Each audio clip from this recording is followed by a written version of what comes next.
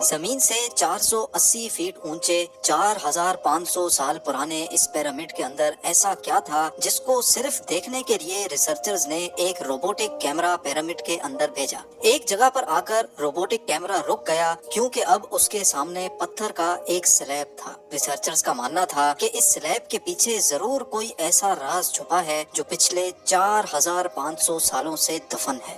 یہ راز ان کو ہر قیمت پر جاننا تھا، اس لیے انہوں نے روبوٹ کے آگے ایک ڈرل مشین لگائی جس نے اس پتھر کے سلیب میں باریک چھید کر دیا۔ اب اس چھید کے اندر ایک کیمرہ بھیجا گیا جس نے سلیب کے اس پار ایک ایسا منظر دیکھا جو پچھلے 4500 سالوں سے کسی نے بھی نہیں دیکھا تھا۔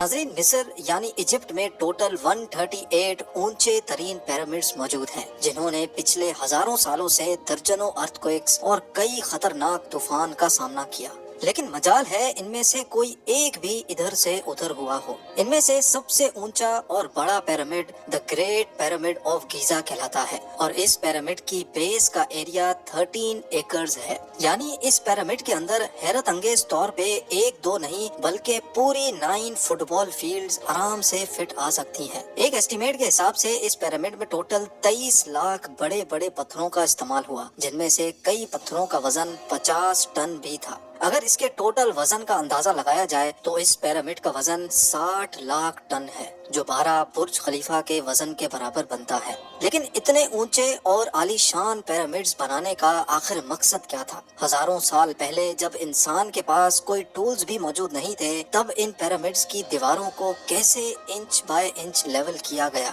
کیسے 50 ٹن وزنی پتھروں کو اسکوائر شیپ میں کاٹ کر بغیر کرین کے ہی 480 فیٹ اونچائی تک پہنچایا گیا؟ اور ان کو بنانے میں ایسے کون سے انجینئرز کا ہاتھ تھا جنہوں نے ان پیرامڈز کو ارتھ کوئک پروف کے ساتھ ساتھ ان کی تمام سائڈز کو ایگزیکٹلی 51.5 ڈگری کے اینگل پہ سیٹ کیا؟ یہ سب آپ جان سکیں گے آج کی اس ویڈیو میں۔ تو آئیے شروع کرتے ہیں۔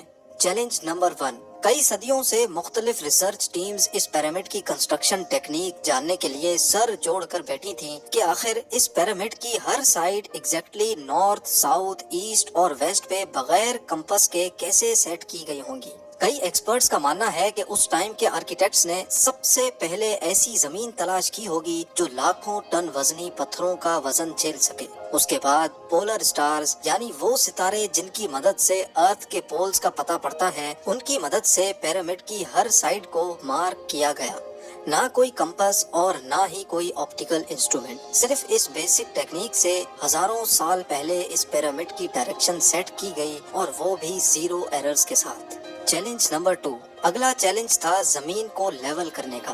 جس 13 ایکڑ کی زمین پر اس پیرامڈ کو بننا تھا، اس کا لیول تھوڑا سا بھی آؤٹ ہوتا تو 23 لاکھ پتھروں کے اس پہاڑ کا کھڑا ہونا بالکل بھی ممکن نہیں تھا۔ اب اس زمین کو لیول کرنے کے لیے اس ٹائم کے انجینئرز کے پاس نہ ہی لیزر لیولر تھا اور نہ ہی ببل لیول۔ ایکسپرٹس کا ماننا ہے کہ کنسٹرکشن سائٹ کی چاروں سائڈز پر کھڈا کر کے اس میں پانی ڈالا گیا ہوگا، اور پھر ایک سائیڈ کے پانی کے لیول سے دوسرے سائیڈ کے پانی کے لیول کو میچ کیا گیا ہوگا۔ جو زمین کا حصہ پانی کے لیول سے میچ نہیں کر رہا ہوگا، اس کو چھینی اور ہتھوڑوں کی مدد سے کاٹ کر لیول کیا گیا ہوگا۔ کئی ایکسپرٹس کا ماننا ہے کہ اینشینٹ ایجپشنز نے اس سمپل ٹول کا بھی استعمال کیا، جس کی دونوں سائڈز پہ لکڑیاں اور اس کے ٹھیک سینٹر پہ ایک رسی سے پتھر بندھا ہوا ہے۔ اگر پتھر زمین سے ٹچ ہو گیا اور اس کی رسی ٹھیک سینٹر لائن پہ آ رہی ہوگی تو اس کا مطلب ہے کہ بیچ کی زمین پرفیکٹلی لیولڈ ہے۔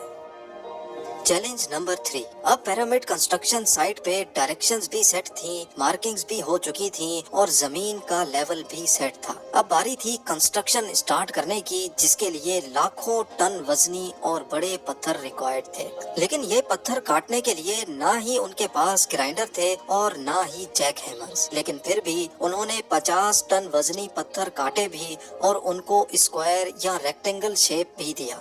لیکن آخر کس کی مدد سے؟ جی ہاں، یہی وہ صرف ایک ٹول تھا جس کی مدد سے پتھروں کو کاٹا گیا۔ ایکسپرٹس کا ماننا ہے کہ پیرامڈ کی کنسٹرکشن پہ استعمال ہونے والی چھینی صرف کاپر سے ہی نہیں بنی تھی، کیونکہ ان کو بھی یہ بات معلوم تھی کہ کاپر نرم ہوتا ہے اور پتھر نہیں کاٹ سکتا، اس لیے اس میں ایک کیمیکل آرسینک بھی شامل کیا گیا تھا۔ کاپر اور آرسینک سے بنائی جانے والی یہ چھینی لکڑیوں کے ہتھوڑوں سے پتھروں پر ٹھوکی جاتی تھی اور کئی گھنٹوں کی محنت کے بعد بڑے بڑے پتھر شیپ میں لائے جاتے تھے۔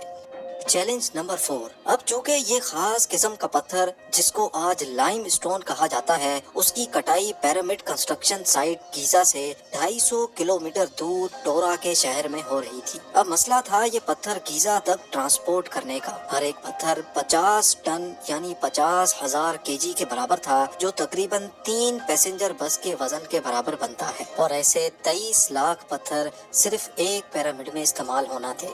اتنا زیادہ وزن ٹرانسپورٹ کرنے کے لیے نہ ہی اس دور میں کوئی جانور کام آ سکتا تھا اور نہ ہی ان کے پاس ٹرکس موجود تھے۔ حتیٰ کہ اگر آج کل کے جدید دور میں بھی یہ کام کرنا پڑے تو ٹرانسپورٹ کمپنیز کو اچھا خاصا ٹف ٹائم آئے گا۔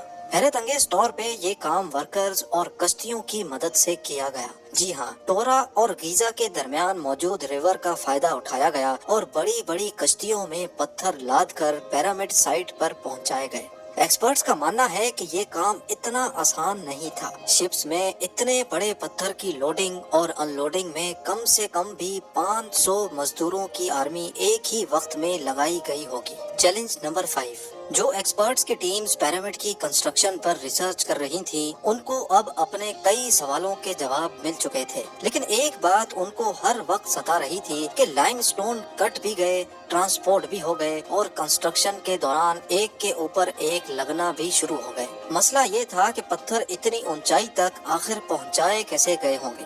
کئی ایکسپرٹس کا ماننا ہے کہ پیرامڈ کی کنسٹرکشن سے پہلے ہی یہ پلان کر لیا گیا تھا، یا تو یہ اسپائرل ٹریک کے ذریعے اوپر گئے ہوں گے یا پھر زگ زیگ طریقے سے، لیکن یہ بات تو طے ہے کہ 50,000 kg کے پتھر اوپر مزدوروں کی آرمی کی مدد سے ہی کھینچ کر گئے ہوں گے۔ Challenge number 6۔ بات صرف لاکھوں مزدوروں، چھینی ہتھوڑے سے لائم اسٹون کاٹنے اور اتنے بڑے پتھروں کو ٹرانسپورٹ کرنے کی ہی نہیں تھی۔ اس پیرامڈ کے اندر کمپارٹمنٹس، ان کے اندر جانے کا راستہ اور کئی چھوٹی چھوٹی سرنگیں بھی بنائی گئی تھی۔ باقی سب چیزیں تو ٹھیک تھیں، لیکن ایک چیز ایکسپرٹس کو حیران کر گئی، اور وہ یہ تھی کہ اندر کے کمپارٹمنٹس میں جو پتھر استعمال ہوا تھا وہ لائم اسٹون نہیں بلکہ گرینائٹ تھا۔ جی ہاں، گرینائٹ ایک ایسا پتھر ہے جو ڈائمنڈ کے بعد دنیا کا سب سے سخت ترین اسٹون مانا جاتا ہے۔